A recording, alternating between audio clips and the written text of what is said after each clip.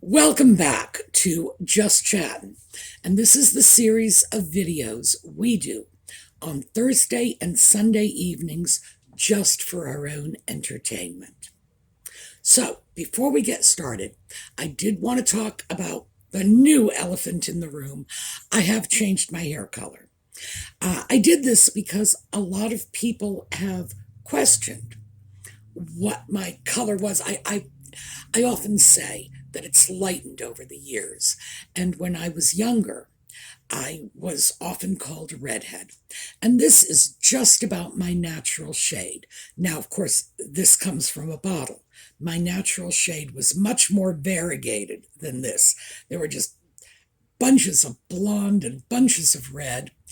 But I decided I was going to go back to it for a while because comments from viewers got me thinking, and I thought, yeah, I think I will. See if I can recapture whoever I used to be when my hair was this color.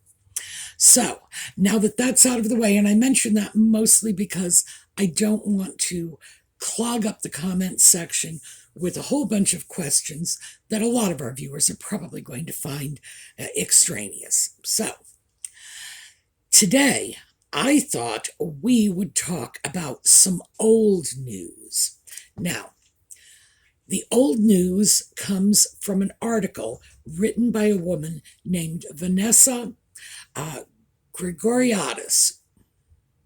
I'm sure I got that wrong, so we're just going to call her Vanessa without meaning any disrespect. And she had written this for Vanity Fair in 2018. And she has been doing some interviews on YouTube to talk about some of the research that led her to the creation of this article and the impressions that she walked away with. And also, I think this is her I told you so moment. And for the rest of us, if we had been paying a little more attention to that article, we'd be agreeing with her. So, we're going to get started when we come back.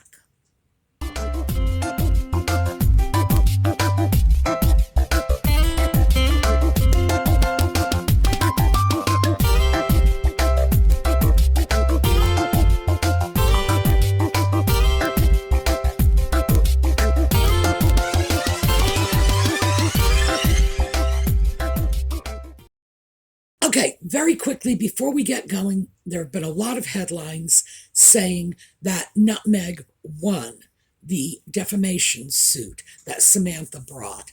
No, she didn't. No, she didn't. That is not even clickbait. That's just an outright piece of deception. What happened was the judge declined to hear the case. He dismissed it. That does not mean that Nutmeg won. That just means the judge didn't feel Samantha had enough to bring it before the courts. That's all. So you can't win a case that is not being heard. It's just that simple. Samantha has an opportunity to amend her complaint.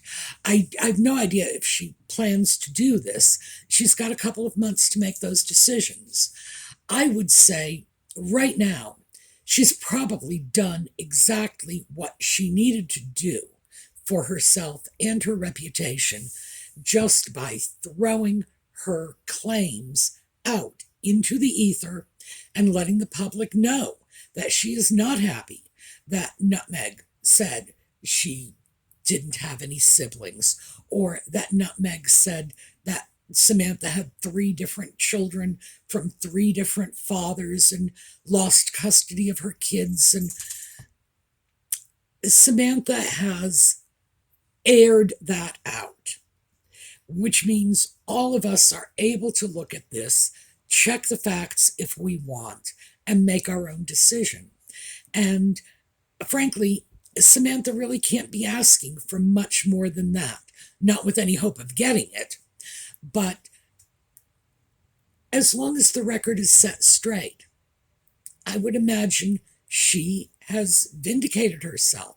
She probably doesn't need to bring a court case. So let's put a period on that. We will revisit it if it comes up again. But what you need to be aware of right now is no, Nutmeg did not win, no matter what her public relations people are saying. So, back to Vanessa and her article in Vanity Fair. The article is entitled Inside the Markle Family Breakdown, and it was written in 2018. So we're looking at something that's nearly 5 years old. And she raised a whole lot of issues in there. She did it quietly, she did it subtly, but the woman is clearly a very thorough researcher. So the things that she said in 2018, now with the benefit of hindsight, it's very easy to say she had Nutmeg's number before most of the people, certainly most of the journalists did. So good for her. Now let's take a look at what she said. In a recent interview on YouTube, she had described the Markle family collapse, which basically began in 2018, as a dumpster fire.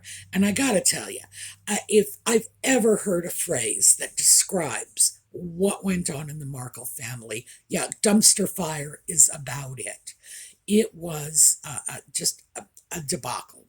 And in fact, headlines were calling it the Markle debacle, although I'm not sure that was as tripping from the tongue as the journalists thought it was. Vanessa starts the article by saying, and this is like the opening line, that Meghan will never be queen. Okay.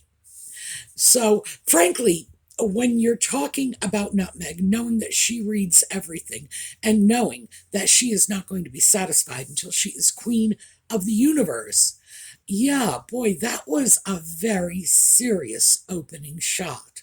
I'm sure that Nutmeg had a little Vanessa doll she was sticking pins in after just reading the opening line. I read the article on a number of occasions. I reread it for this video, but I have quoted it many times. It has appeared in my video notes many times.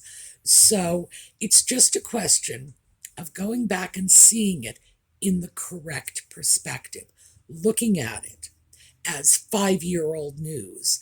And the fact is that I do have to say that Vanessa is a very intelligent woman. She is a thorough researcher. But does she have some like superhuman perception abilities? No, probably not. Although she might. I don't know her. This stuff was out there. It was there for everybody to see.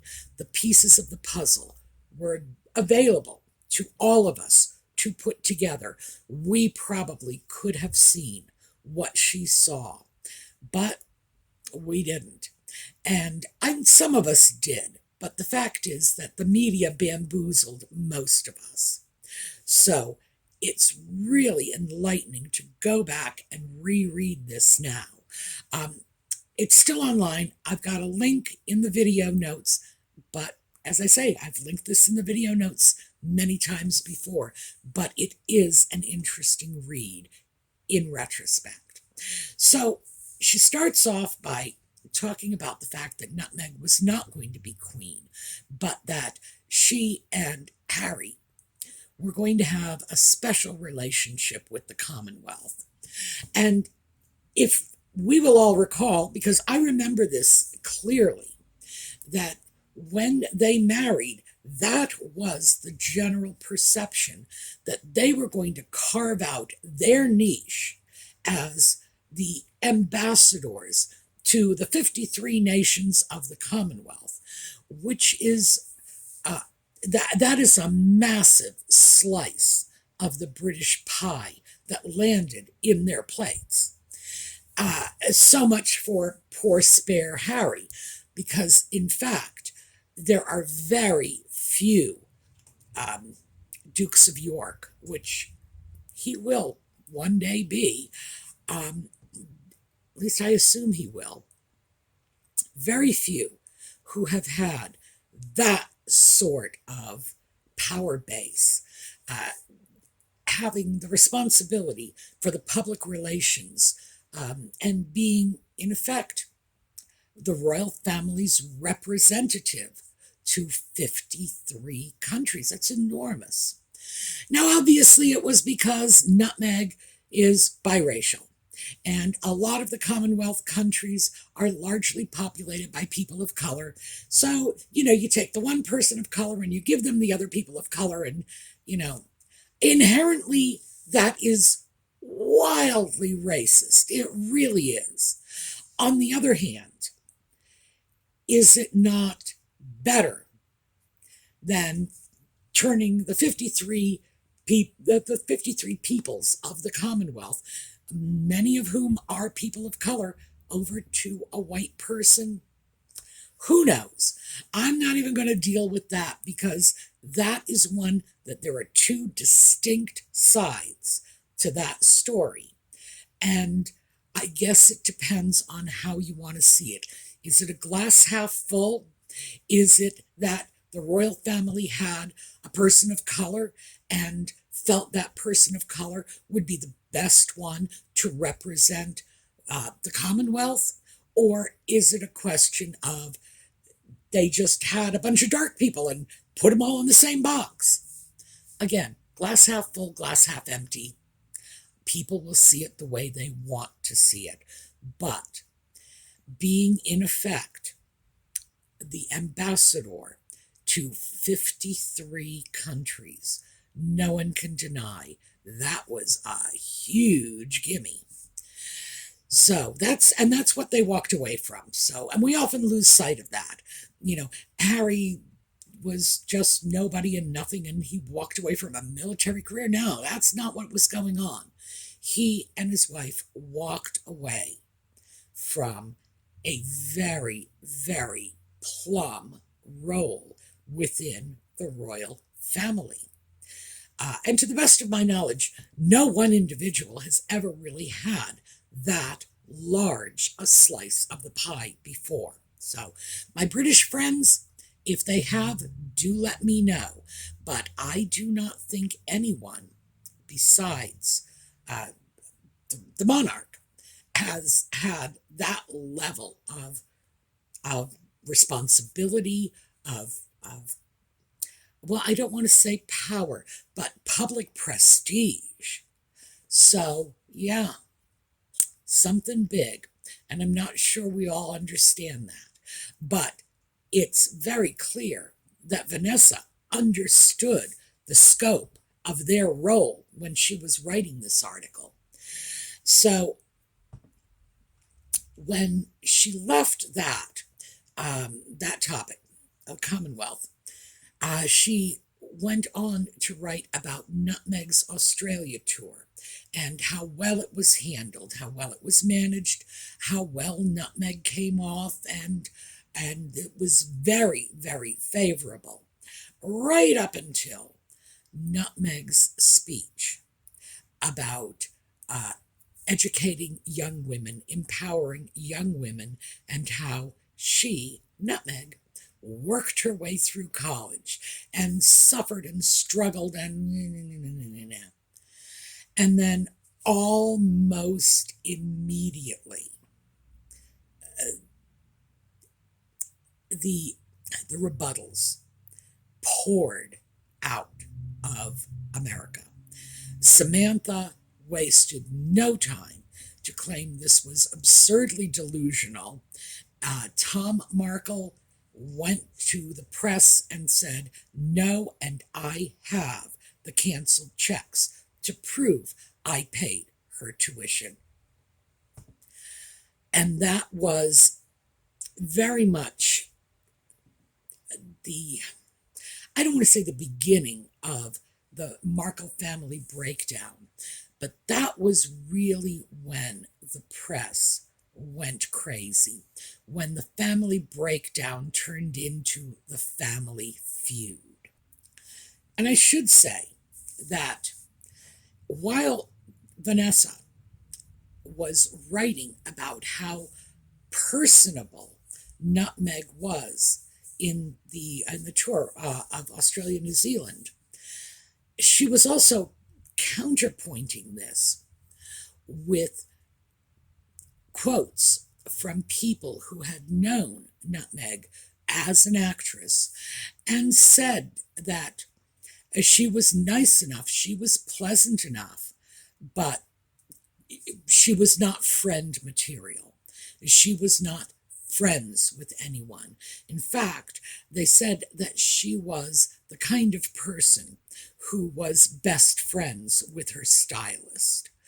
And that's the first indication we have that the people Vanessa was interviewing had considered that Nutmeg was not genuine, that there was something fake, something inauthentic about the image she was presenting, not just to the world through public media, but it was a general perception that what you saw with Nutmeg was not what you'd get. And that, I think, is interesting because as I read the article, I saw that play out in a couple of different places. It's,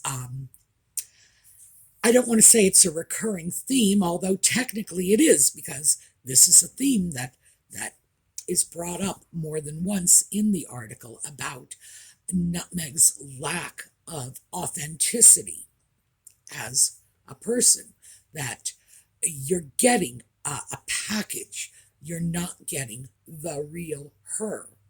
So I thought that was very interesting. That's one of the things that, because it's subtle and it's just hinted at, you don't really get it the first time around. And I've read this article many times because, as I say, I've quoted it many times. It's something that recently, with hindsight, I can see these threads emerging. So after we have the story of Nutmeg claiming that she had worked her way through college, she did it all, and, just wonderful Nutmeg, and the backlash from her family, Vanessa shifts gears. And then she talks about, among other things, and this is just an interesting little aside, again, something that was kind of buried in the first read of this article, but in hindsight, very telling. When Nutmeg began to become established as an actress, in other words, got that steady role on Suits, that she threw herself a party called a Sayonara Zara party. Apparently that was what the party was nicknamed, in which she gave away her clothes from Zara, the less stylish, less expensive stuff. I don't blame her for that. I have to pull back and say, yeah, that was a really sort of high-handed thing to do. Have my friends come over and I'm going to give them my cheap clothes. Walking away from that for a moment, do I blame her for wanting to give away the Zara clothes? No. I know what they sell at Zara, and it's not high-end merchandise. It has some pretty significant price tags, but the clothing itself, no. We are definitely not talking top of the line. So what we see from this is that Nutmeg, while she was climbing to the top, definitely did not have the same sense of expensive clothing that she does these days. And I just find that very surprising because, yeah, why don't you just not buy those 5 polyester pantsuits from Zara and save your money and get something nice made out of wool or silk? But back away from that. It was just a little throwaway line in there that indicates that Nutmeg was shedding her skin. And I think that's the most important point, that she was shedding her skin in an almost literal sense by shedding her clothing, giving the clothing away. But she was also, at this time, ghosting all of the people who had been in her life on the way up. And Vanessa clearly spotted that trend. Now, she talked to a lot of Nutmeg's friends. She did a tremendous amount of background research. So, and that's one of the things she is talking about now on YouTube, the background research, the things that didn't make it into the article. But yeah, she was certainly seeing that. And if we had read the article carefully enough, and guilty, I did not. I absolutely did not. If we had read the article carefully enough the first time around, we would have seen this. We would be watching what's happening now, just like dominoes tumbling into place, because the signs were all there in 2018. It was just a question of piecing them together. So Vanessa then goes on to talk about the Markle family and their, quote, unbridled loopiness. I did like that turn of phrase because it's indeed true. This is a family that, unfortunately, the British tabloids sort of put out there as if all of us in America are living an episode of Here Comes Honey Boo Boo. But in fact, the Markle family is a little excessive. It's just, there's a sort of, I don't know, Honey Boo Boo, Beverly Hillbillies thing going on there. Not quite sure. But this is a wildly dysfunctional family. The people in the family are just, they are on their own trips. I guess that's the easiest way to put it. Do they show well in this article? No, not at all. Vanessa spent time with Samantha. Samantha does not come off well in this. Tom was reported as indulging Nutmeg from infancy. She would have temper tantrums and he would just play along. Apparently, no one ever sat her down and said, don't do this. This is not okay. She throws the peas on the floor. Daddy's throwing them on the floor with her instead of picking her up out of the high chair and giving her a little time out until she decides she's not going to throw peas again. That's what ordinary parents do. I think that's what most of us do when we are confronted with destructive behavior, throwing things around. Most of us have the presence of mind to realize, it's peas today. It could be a pair of scissors tomorrow. So you need to make sure the child understands you can't do that. My goodness. But apparently this did not happen. And Tom was wildly indulgent. Vanessa mentions Doria's drug use. She doesn't dwell on it too much, but it's there. She mentions it. Certainly, these are things that we've subsequently read about in Tom Bauer's book, stories that came out. She also speaks about the shared custody, that is one of the more confusing periods in Nutmeg's childhood. The point between the time that Tom and Doria divorced when Nutmeg was 2 and the time that Nutmeg lived with Tom consistently for 10 years. And Nutmeg speaks about that.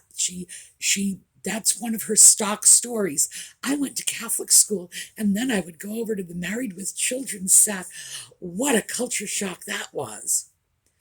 We've heard this from her. It's one of her stock stories. So we know, but we don't have a clear sense of what went on in the in-betweens. Apparently, she did spend some time with Doria, with Doria's family, Doria's mother in particular, during this period. And she may well have spent time with Tom during this period as well, although the biggest part of the time she spent, the biggest chunk, was probably somewhere between the time that she was about 10 years old, maybe 8, could be as young as 8, and the time that she left for college. And that's when she was with Tom. So it does support the idea that Nutmeg's time with Doria was very limited and confined to the period when she was very young. Once again, no indication of where Doria was for that 10-year block of time. A lot of people have said a lot of things. There are a lot of rumors, and I do not know. Never been able to figure that out in my research. So that's a blank for me. But when we are looking at Nutmeg's life during this period, she does say that she was an overachiever in high school, and she joined all the clubs, and she was president of this and that, and because she was afraid of being left all alone in the cafeteria to eat by herself, suggesting that she was just so unpopular. She was just the bullied girl. And I don't know about the rest of you. It's been a long time since I've been in high school, but I do remember, the kids who were the president of the dance club or the Spanish club or the math club. These were not the unpopular kids. Probably the physics club, maybe. Those were the class nerds. But anyway, the kids who were president of all the social clubs, they were not the unpopular kids. Not by a long shot. That's just not how it works. So that is crazy rubbish.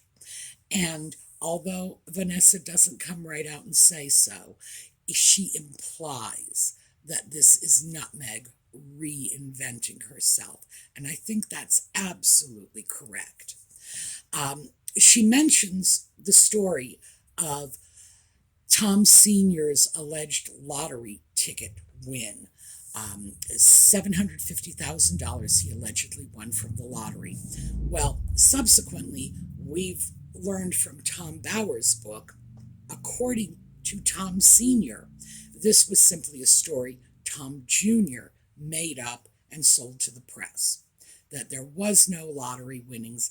And this is not the only bit of information that has subsequently been disproven over time. But in particular, because she was dealing with the family dumpster fire, there are all these stories surrounding Tom Markle and the set-up paparazzi photos. You all know my theory on that. I've been very open about it. I believe Nutmeg set that whole thing up from the get-go, and I'm not backing away from that. That is what I believe happened, and I believe the evidence supports it. So we got that one. But Vanessa refers to Trevor as Nutmeg's starter marriage, which should have been a red flag for all of us. We should have just looked at that, and our little ears should have perked up, and we should have said, seriously? Starter marriage? Wow. She deals with the Soho House and the crowd that Nutmeg was involved with there. And it's very clear from the way she presents this that she, like the rest of us, believe this is when Nutmeg's social upward mobility really kicked into high gear, associating with people who were already in association with Harry. In fact, We'll probably never know for sure, but I would not be in the least surprised if Nutmeg's initial association with Soho House was simply the first step in a carefully laid out plan to snag herself an idiot prince. My goodness. And if it wasn't, it should have been, because it certainly worked out that way. It's also pretty clear from Vanessa's article that the family, the Markles, were dumped, just dissed completely, as soon as Nutmeg hooked herself the prince. Now, Vanessa says that not her father. On the other hand, even though she was still speaking to her father, it is my belief that her father was simply being slowly moved out. Vanessa alludes to comments from one of Nutmeg's nieces, and she describes Nutmeg's niece.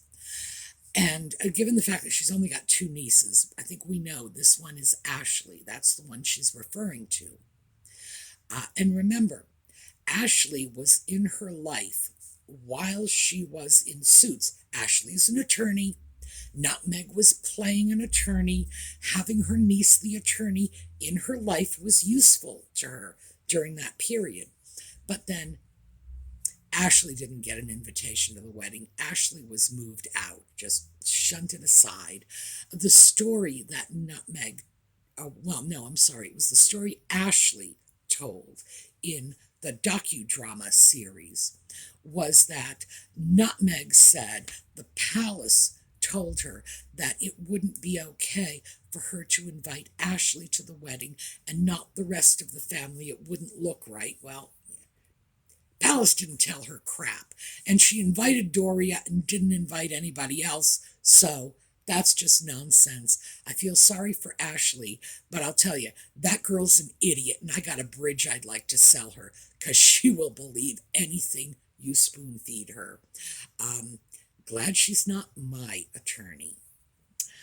One of the more interesting tidbits to come out in the article was that there was talk that Nutmeg was being referred to around Kensington Palace as Monster Markle. Yeah, there you go. And that was 2018. So, in effect, what we've got is this story that is ostensibly about Nutmeg's crazy family, but it's really more about Nutmeg, about how the apple didn't fall very far from that tree. Yes, the family is loopy. Yes, it is a dysfunctional family. Yes, the dynamic is wildly disturbed. But Nutmeg is as much a product of that insanity as any of the rest of them. And it seems very clear to me that Vanessa got a really, really close bead on Nutmeg 5 years ago. I would have loved it if she had written a lot more about this over the last 5 years. It would have been very enlightening for all of us. But I'm glad she wrote this. And I'm also glad that she is out talking about it now, because this article is still available. We can still go back and trace this out, look at the trajectory, and see that, yeah, if we had paid enough attention to that article 5 years ago, I think most of us could have predicted where it was going to end up. All right, so that is what I have for you today. We still have a giveaway going on over at the Sumi's Angels Facebook page. So please go on over there. Let me just show you a quick picture of the lovely ladies who are running it. And bless their hearts, they do a better job than I ever could have. And so what we're going to do is we're going to end the video with a slideshow of the pieces that are available, because initially our first 6 giveaways are all Audie themed pieces. Now, I hope you had all noticed that earlier in this video, Audie snuck past me to curl up, go to sleep on the chair behind me. So yes, Audie is still a feature of the video. He is still very much in charge of his little giveaway. So please do go on over and get involved in the giveaway. This is my way of telling you how much I appreciate you. I truly wish I could just go knock on all your doors, but I can't. So this is how we're doing it. It's just the giveaways. All right. I will see you all next week. And in the meantime, have a terrific day. And go over to the Sue Me's Angels Facebook page for the giveaways. All right. We'll see you later.